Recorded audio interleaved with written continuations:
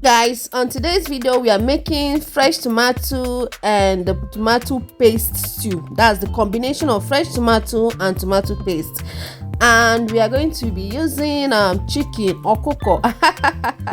As you can see from the video, it's already looking yummy. So sit down and learn a new recipe.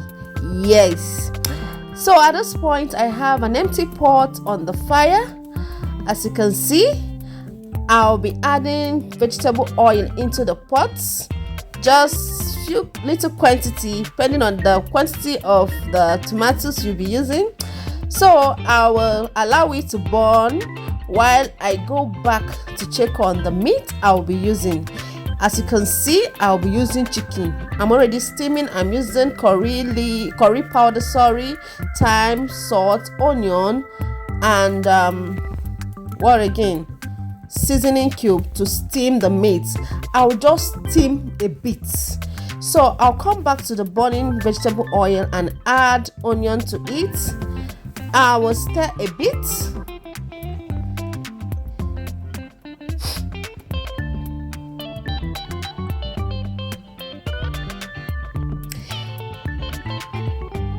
And after which I'll get the tomatoes I'll be using for the stew ready. I'll add it. This tomato, I use the fresh tomato, fresh pepper, curry leaf, bell pepper, onion. While I blended all those things I mentioned, I blended all of them together, and I'll be adding the tomato paste immediately so that everything will cook together.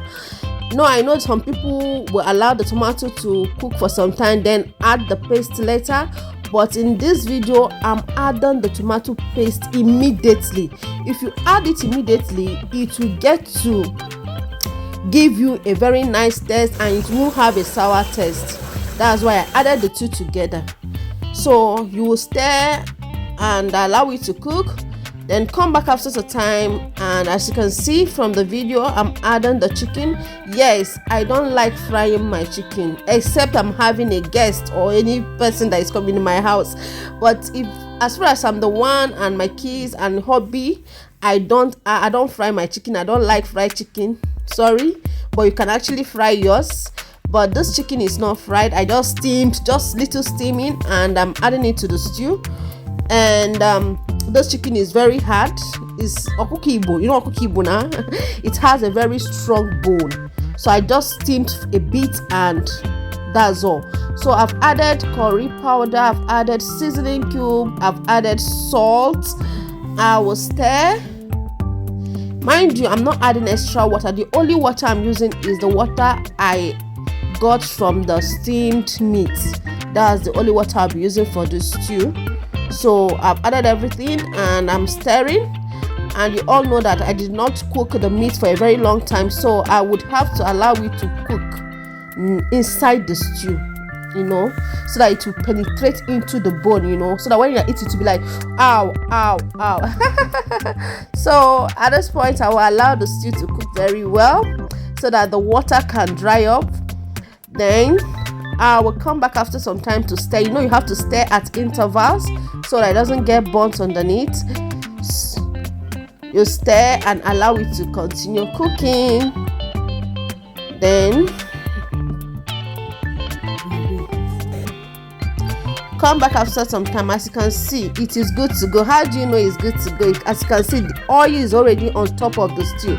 Once you are making a stew and oil comes up, the stew is good to go. As you can see, oil has overshadowed everything, so it is good to go. Just get your rice ready. Get your rice. Get the spoon ready. By the way, have you subscribed to this channel? Oh my god, oh my god, what are you waiting for now? Hello now, subscribe, support your girl. Oh, get your spoon, get your fork, if possible get the knife. Thank you for watching. I love you all. Thanks for